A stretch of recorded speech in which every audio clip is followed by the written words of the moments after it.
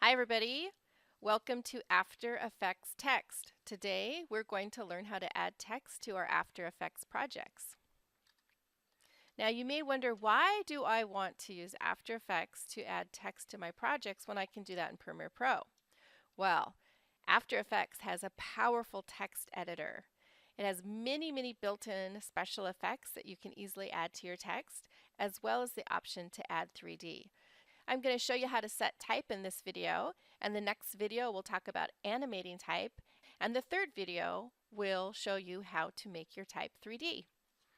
So we're going to go into After Effects. I've opened up After Effects with nothing in it, and I'm going to come in here and say Composition, New Composition in the upper left-hand corner. And I'm just going to call this, let's just call it Text. And I'm going to keep the settings, the 1920 by 1080 and the 29.97 frame rate. That is what we're used to using in class. The background color I could change here if I wanted to. I think I'm going to keep it black. If I wanted to change it, I would just click in here and then go select a different color. Maybe I'll add a color. Let's do, just have to pick the color, right? That's the hard part sometimes. All right, so here I have a nice blank background to start with. I am going to put two text layers on this example project here. And first I want to make sure and open up the text panel. I'm going to go up to the top menu, option window, workspace, text. And if this text editor is not showing, go ahead and look at the top menu here, click on the double arrows or chevron and select text here so that you can see these options. Now this may look really familiar to you if you've ever used Photoshop, because this text editor is very similar to Photoshop.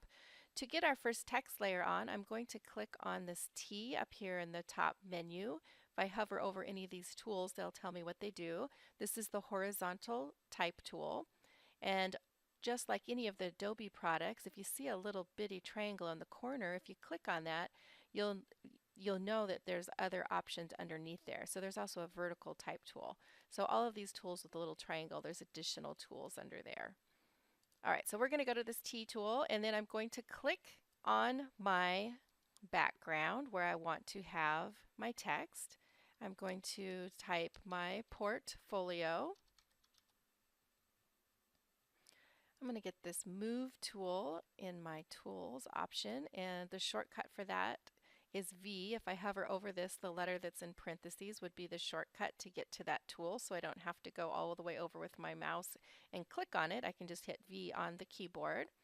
So I have my portfolio on my screen, and I'm going to go over here, and this is the fill color. If I wanted to change my fill color, I would click there and go select another color, and then say OK. And then I do have the stroke. If I wanted no stroke, I would click this here with the red line through it, and that would give it no stroke.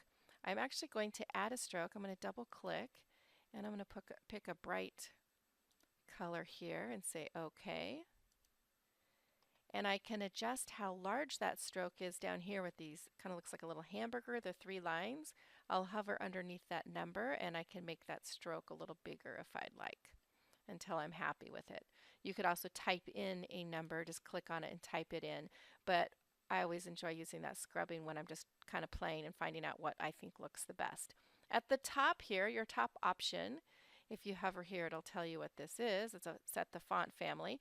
If I select this and then I go to my arrow keys on my keyboard, I can sit here and go through the different fonts that I have installed in my system if I'm not sure which font I think will look best. When I find one that I like, then I can stay there. Now you can see also I have these little boxes here. These are the safe zone boxes, and I turn those on by down here at the bottom of this panel. It says choose guide and grid and guide options. I clicked on that and I said title safe action. That lets me know, let's see, I selected it again so it went away.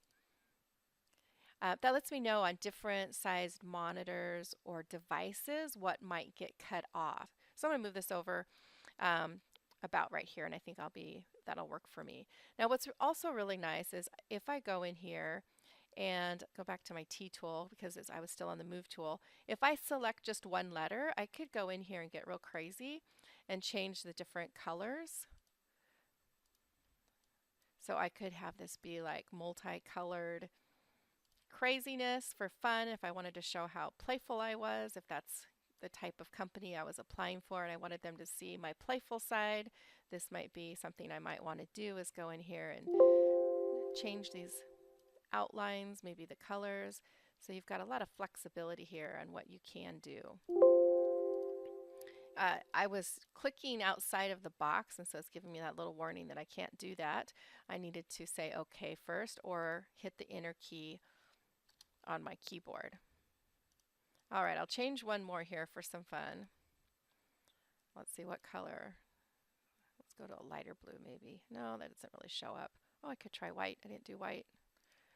Okay, so made a very colorful outline. I could also go in here to select a letter, and if I select the fill color and then click no fill, then I would just see the stroke and then the color, my background color behind that. Kind of looks like an Easter egg, huh? So that's something if you're wanting to kind of have this maybe see-through because you have an image behind it, that would be one way you could have that work. Now if you wanted your text to be a different size, select the text and you can scrub. Right here is how you adjust the size of your text. This is the leading. We'll talk about that when we get our second line of text here. This is our tracking, which would be the space between the letters. And often when a graphic designer is working with text alignment, they are selecting just a letter that maybe needs to be a little closer, a little further apart because of the shape of the letter. Sometimes like a W is one that often looks, it takes the next letter and pulls it too far over. This can make your font taller. Oh, I got to select it. Remember, you have to select what you're working on so it knows what you're wanting to change. So I could make it short or I could make it tall if I was trying to fill an area for some reason. I'm going to hit V on my keyboard. Oops, Control Z for undo. Because I was in the text editor, if I hit V, then it's going to do the letter V. I was trying to get to the move tool with the letter V. So that didn't work. And this would make your letters kind of fat like that. So really the best way to learn this is to play with this. I do have, it looks like the double T, which makes it all caps when I was playing with this earlier. And then this is how you would align, center align, right align, left align. Any of these, just hover over them. You're not sure what they do. This is add space before a paragraph. So if you had something that was text heavy, which we tend to try and avoid, but if you wanted to do that, that's how you would do that. Now I'm going to right click down here. It looks like I accidentally got an empty text layer. I'm going to go ahead and select it and hit delete on the keyboard. I'm going to right click down here in the timeline and say new text. And so that's going to start a new text layer. So that's a second way to get text into your project. And I'm going to select this. I want this to be a lot smaller. And I want to change it to no stroke. And I want my name to be white. And I'm going to get the move tool and move it underneath and kind of right align it here with this other O. I think I might want it to be even a little smaller. So once again, this just takes time playing with it, seeing what's going to look the way you want it to. Now, because these are in separate text boxes, I use the move tool and I'm changing the leading. The leading is the space between lines. They call it that because in the olden days they used to put actually lead between the lines when they were setting newspaper type. And so a lot of these terms come back from, how this originated, this craft. If these were lines of text within the same box, then I would go here and to adjust the spacing between the lines right here. And then if I had something like the first or second, that's kind of a pet peeve of mine, those little, ST or TH should be up. That's a baseline shift. You would select the two letters that you want to go up. So let's say that was a TH. So if that would be if it was TH or first or something like that. Okay, so that was a quick lesson on how to set type in After Effects. Our next video, we are going to learn about how to animate type. I enjoyed taking you through the text editor in After Effects, and I look forward to working with you on animation in the next video.